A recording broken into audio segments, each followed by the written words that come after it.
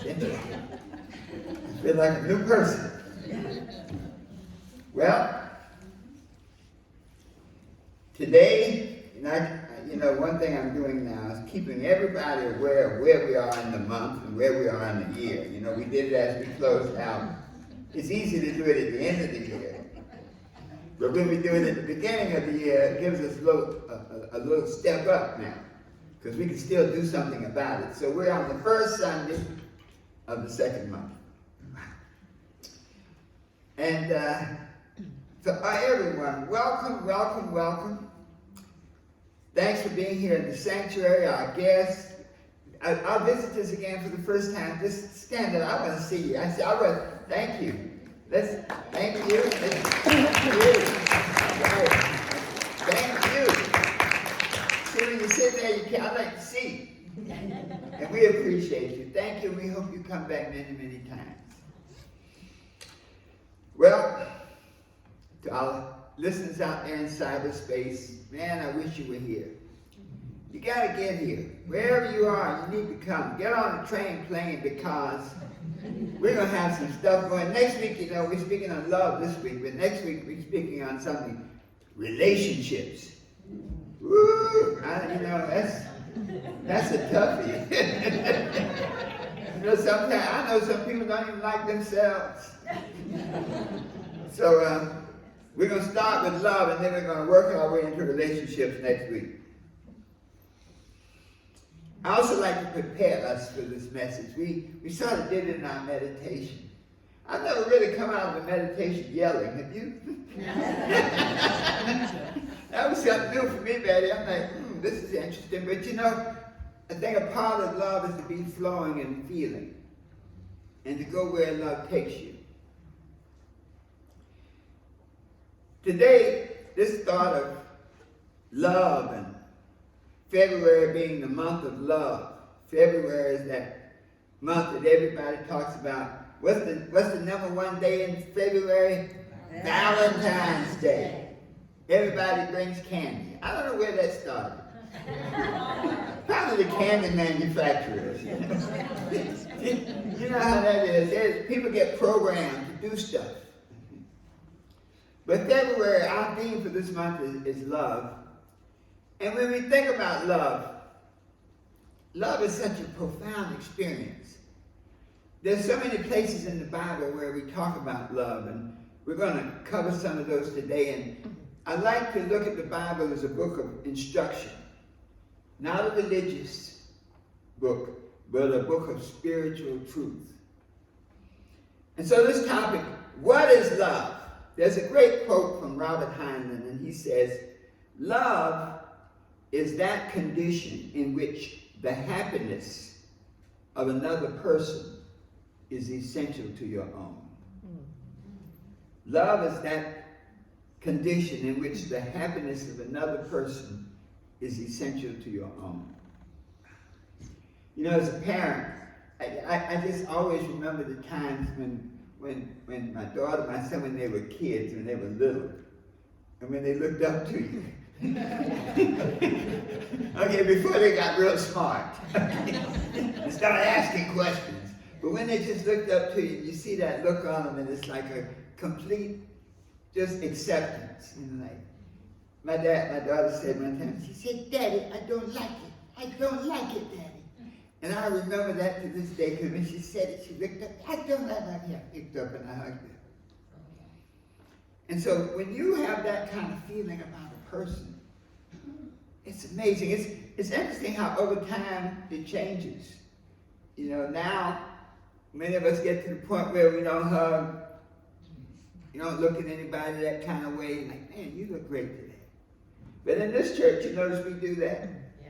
Everybody comes in, good morning, hi, how are you? So that's something special. So this is like an oasis where people can come and be transformed. So if we look at love as an emotion, a strong affection, this is the dictionary, an attachment based on or arising out of kinship, admiration, benevolence, respect. Metaphysically, love is associated with the heart. And the heart is associated with your subconscious mind. And that's why love can be so fickle, because whatever you permit to come into your heart will grow. It may be good for you. It may be not good for you. I know. Has anybody ever had a relationship that wasn't good for you? Okay. But it's weird. You couldn't stop it. That's the heart, though. The heart is like fertile soil. You plant a seed out there in that soil, it's going to grow. It can be hemlock or it can be bananas. But it's going to grow. The soul is the superconscious mind, the connection to the God mind. And then the mind, our rational mind, is our conscious mind, what we think. The world uses love so flippantly. You know, the Eskimos have 50 different words for love. And it's because of awareness and connection to it. You know, I'm sorry, not for love, for snow. Got carried away there. That happens. They have 50 words for snow. So there's like soft snow, powdery snow, there's snow packed in hard, there's wet snow. And it's because they're aware of it, because snow is very important. You know, you get in the wrong place up there in those cold countries and that could be fatal. But if you notice, we don't have but one word for love, really. You ever watch television? Every time somebody comes on the Tonight Show, I love him, I love Taylor Swift, I love this one. Like, man, it's a word that has lost its meaning in so many ways. The Bible says something, though, I think is much more profound. In 1 John chapters 4th chapter, 7th and 8th verse, it says, let us love one another, for love is God, and everyone that loveth is born of God, and knoweth God. And then the 8th verse says, he that loveth not, knoweth not God. So if you don't love, if you're not a loving person, if you don't have that love inside you, you are not manifesting the essence of God. Because it goes on to say, and we hear this all the time, God is love. Let's say that together. God is love. That's profound. And so when we, coming from that biblical perspective, then love is our natural state. In Genesis it said, mind, is created in God's image. As a matter of fact, it actually, and this is one of those few places in the Bible where it includes women. You notice that the Bible is so masculine, you know, he, but there's one of the few places in Genesis 1st chapter 27th verse it says, so God created mankind in his own image.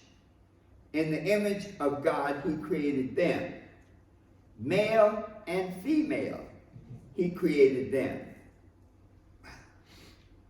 Love is right relationship with God. We are in God, and God is in us. So when we look at it from that perspective, love has such a broad expression. So we have love, right relationship, love, balance. So you love your wife, you love your husband, you love your brother, your sister, your neighbor, but every one of them is different based on your connection and your awareness to the person. You know, I love my dog, but I ain't kissing him. Some people do. I mean, I have an ugly dog. Really. I always like boxers. Since I was a kid, it's like, my dad just said, why do you like that ugly dog? I don't know. So when we think about love, we probably, and it may be a problem with the English language. Maybe in English, love is not that important, all the different aspects of it. But we don't have to be bound up by that. We can approach this love concept from what I call the 4 levels of love. Love of God, love of self, love of others, and love of things. Love of God. God created man in his own image. And so therefore, love is right relationship with our source. We are in God and God is in us. The prodigal son is a great story. All the stories in the Bible are allegorical, and so often you can read them at different times and they have different meanings because our consciousness changes.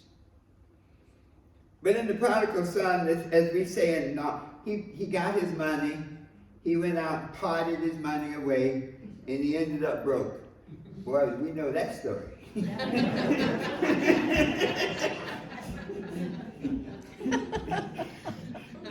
Probably some of us are prodigal sons 2 or 3 times. But the good thing is this, the principle works. When the prodigal son is in feeding somebody else's pigs, they weren't even his own pigs. When you read the Bible, always read it. I like some of the translations, but sometimes the translations miss certain little subtleties. When you really read the Old Testament, the Testament, you might say I'll say the original, but the King James Version, it says he was feeding somebody else's pigs. So he wasn't even his own pigs. And he was waiting for the pigs to finish so he could get what they left. That's bad off. But then he thought. You see, the rational mind is like a guard. It can guard you from danger. Thank goodness for common sense. He thought, my father has food enough and more in his house. Even his servants are eating. So we can have a thought to get us out of where we are. But then he had to take action. He said, I will arise and go to my father. What this is saying is don't be upset about your condition, your circumstances. Things may be bad. But if you can see above your circumstances to your potential. And that's why this first, the love of God, is so critical, because if you acknowledge that you always have a rich and powerful, loving Father, then you have something to look to. And so he can look up and say, let me arise, let me change my thinking, let me stop focusing on the alligators, and let me drain the swamp. Let me get to the person who can make it right. So this idea of our relationship with God says that we have a source. It's really, and there's a scripture that says, it's whose you are. So being created by God, an all-loving God, you have the capacity and in the image of God to create anything you desire. Because the nature of God is creativity. God created a whole bunch of things. He created animals, trees, all, but we're the only ones that build skyscrapers. In Genesis, when it talks about the Garden of Eden, God tells Adam and Eve, don't eat of the tree of the knowledge of good and evil, because if you eat of that tree, you will be as gods, knowing good and evil, and that's really choice. And so the difference between people, the human being, and the other orders of creation is we have conscious choice. And so we can create our world and our vision. That's why, alligators have been the same for about, 50 million years? Haven't built one apartment house. Haven't written a single book. But we have this ability, so recognizing our kinship to God, really and truly, God is our birthright. And so this says a lot, because it says that no matter what we're going through, don't define ourselves in terms of our circumstances. We are created as diamonds. We may be covered with mud. Okay? But we are still diamonds. So that relationship with God, that our relationship with God is our birthright. Right? Second relationship, love of self. So who is God in us? One of the differences in the North and the South, if you ever notice, how many Northerners we have here? Okay. Wow. How many Southerners we have left? Okay. Now you notice, Gloria's like, over here. But you notice in the North, nobody asks you who your people. But in the South, that's the first thing you ask. And who your people? You say, well, I'm from somewhere else. Oh, okay.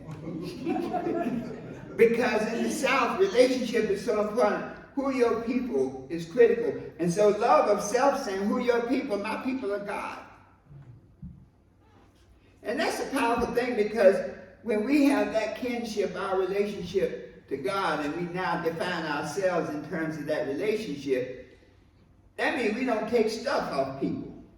You have to ask yourself, though, now, if that's the case, how did I get where I'm at?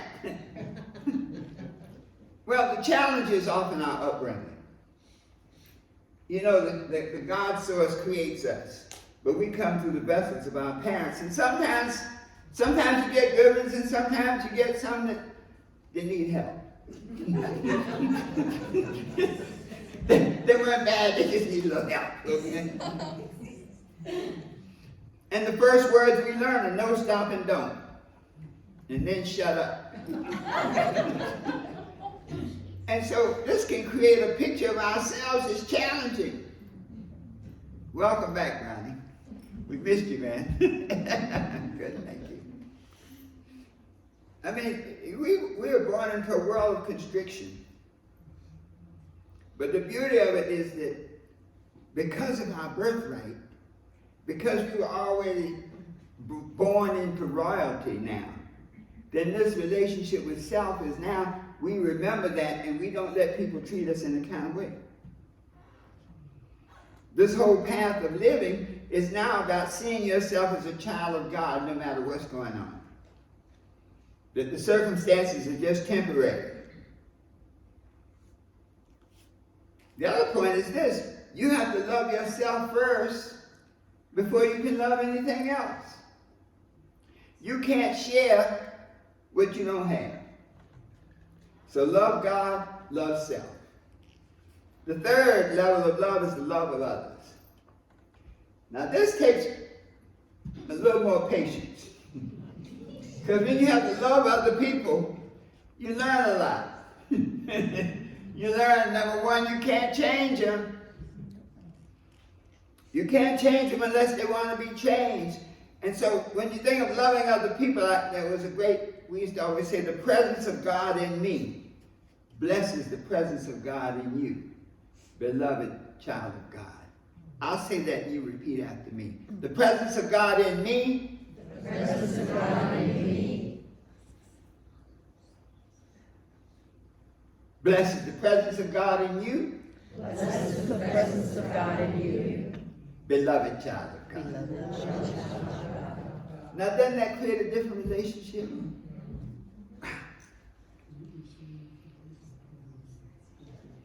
Stephen Chomsky, he wrote a book called The Perks of Being a Wallflower. And he said this: we accept the love we think we deserve. We accept the love we think we deserve. Some people can be too hurt. They need a lot more help to help them discover who they are. You see, you can never change a person. You can only help a person discover who they really are, to help them see the God in them. We get in trouble when we keep trying to give people more love than they can stand. Now this here is about a half-pint capacity of a person to receive love. And here you come. Here you come with a quart of love. Here you come with a quart of love, and here you are, you're pouring that love out. And everything is working good. And you pour out more love, and it's getting good. But then you pour out so much love You notice the person can't handle it anymore.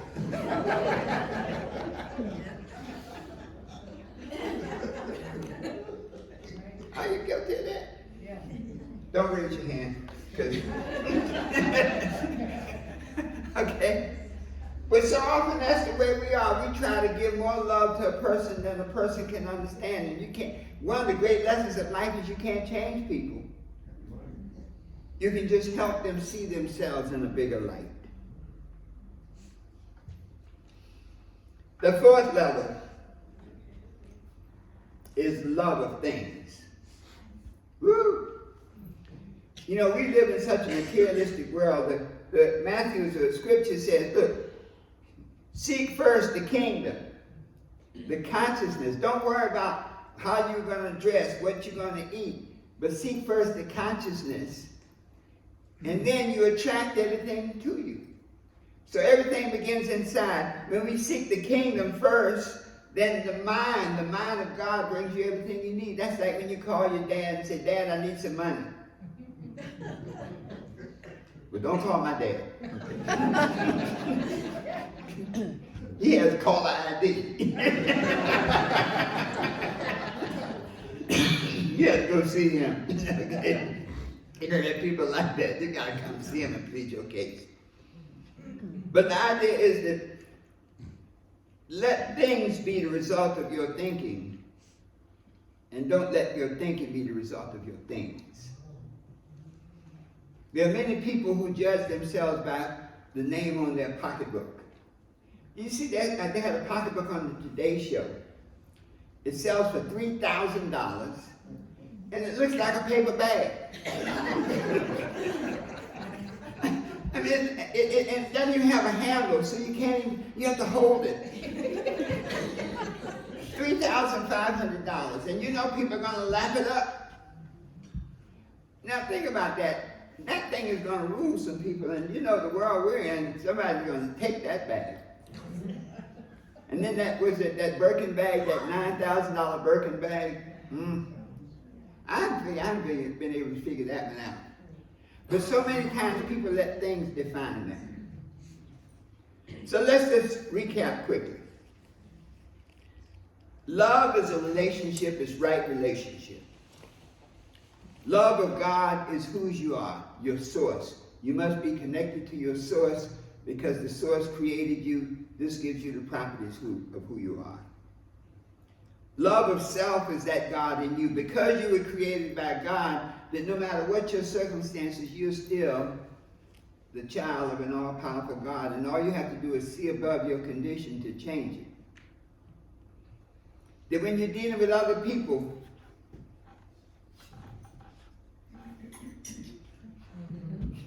the golden rule. You know, if we obeyed the golden rule, there would be no war. There would be no famine. There would be no hunger. Do unto others as you would have them do unto you. I mean, the birds can do it. None of the other animals kill for sport. So what's wrong with us?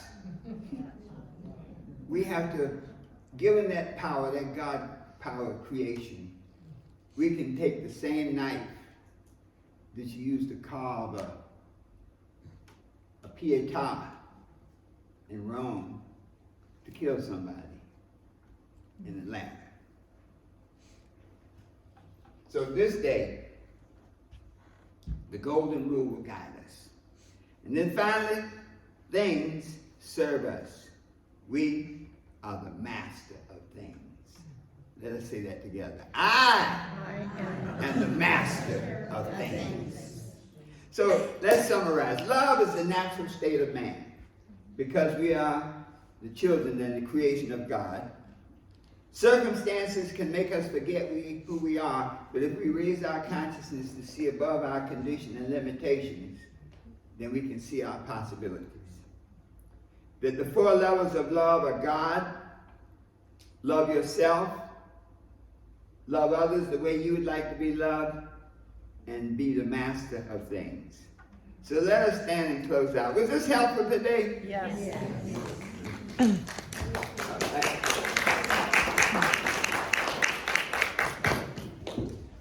It's a tough topic. It's an interesting topic, isn't it? Yeah. All right, so repeat after me. I am one with God. I am one with God. God is one with me. God is one with me. I do unto others as I would have them do unto me. I do unto others as I would have them do unto me. I seek first the consciousness, I seek first the consciousness, and all things are attracted to me. and all things are attracted to me. Always knowing Always knowing that the best is yet to come.